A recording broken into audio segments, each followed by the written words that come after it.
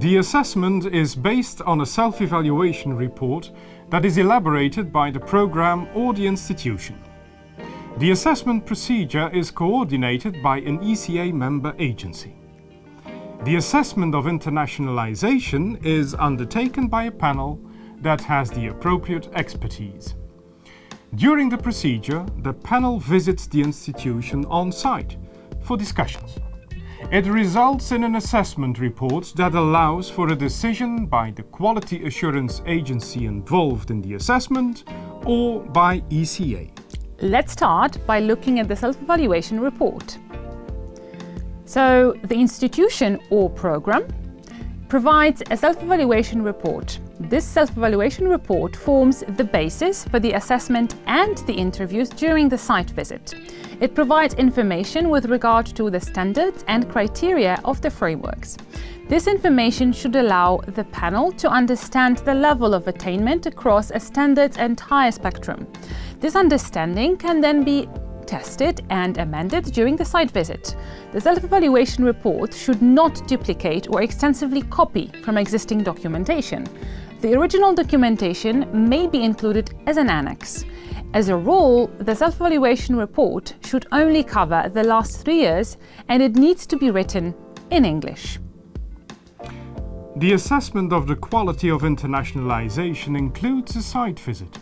The panel is expected to interview the management, teaching staff, students, external stakeholders, and staff responsible for internationalization activities, such as international officers, exchange coordinators, or international student mentors.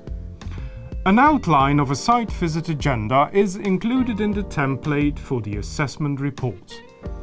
In case of a program review, the panel analyzes a sample of the actual student assessments. The goal of the assessment report is to present considerations and to give feedback to the program or institution. For each criterion, the assessment panel presents its findings and considerations. Here, the panel is also expected to explicitly identify shortcomings and exemplary or good practices. For each standard, the assessment panel presents an overall conclusion. Here the panel substantiates its assessment on the basis of the criteria by which the standard is defined. This overall conclusion finishes off with a judgment. A program or an institution is proposed to receive the certificate for quality in internationalization when at least 3 standards are assessed as good or excellent and no standard is assessed as unsatisfactory. And after due process by the coordinating quality assurance agency, the assessment report is sent to ECA. Due process can be any process relevant for that agency, such as a methodological evaluation and a formal decision. After due process by ECA, the relevant information and the assessment report is published on ECA's website.